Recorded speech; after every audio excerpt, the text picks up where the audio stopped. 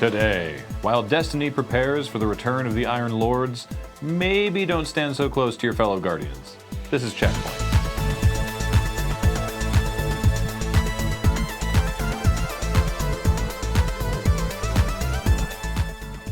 Welcome to CheckPoint.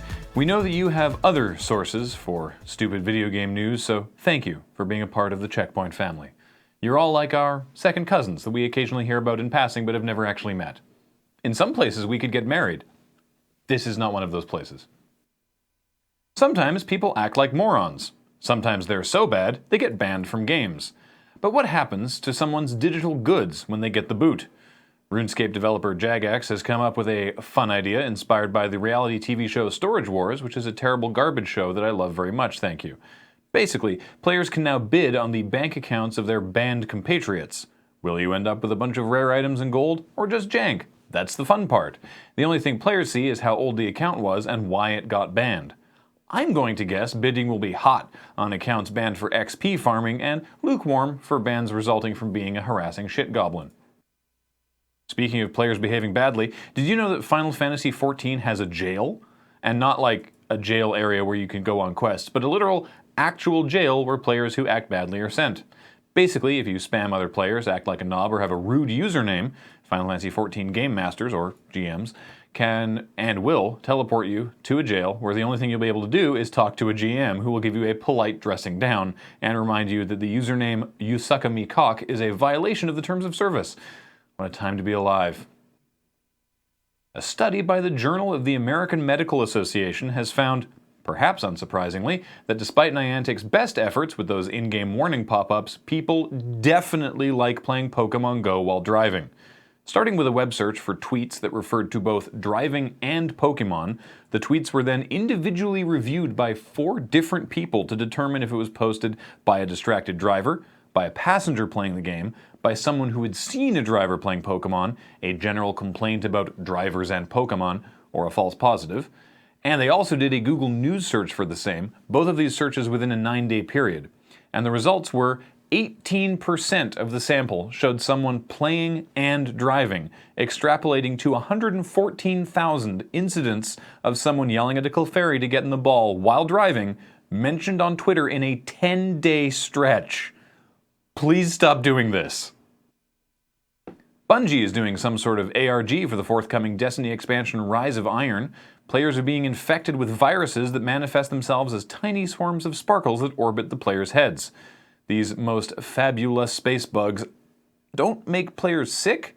They're buffs, called things like Brilliance 3.2 and Magnificence 2.0, and they all grant a 37.48% XP bonus, which is oddly specific.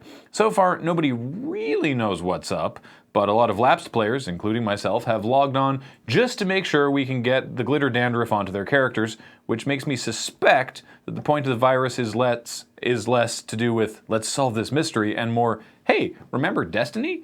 And if that's the goal, well played, Bungie, well played. Digital Homicide is a name you've either never heard of or is utterly infamous.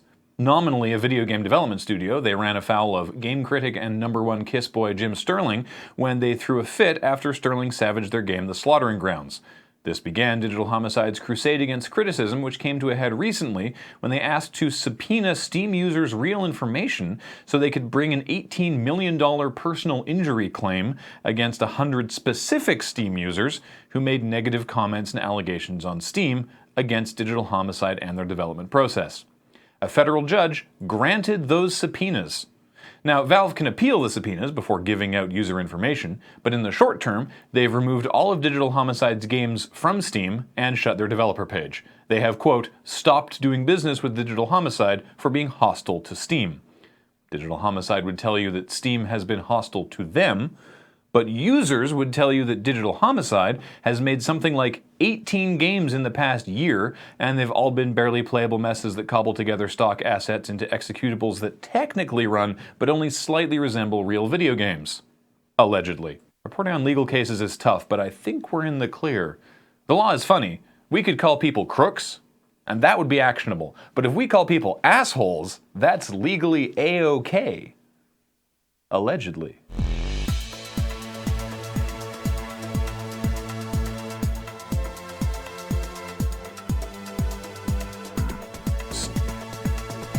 Coming up, stare into the horrifying beady-eyed void. Some monster has made a version of Super Mario 64 where every texture is Toad's face. This isn't newsworthy per se, but I'm gonna have nightmares, now I wanted you guys to as well. I was so startled. I'd already seen the video. I'd seen that video, and then I saw it again just now and was like, it is as bad as I remember. Lol.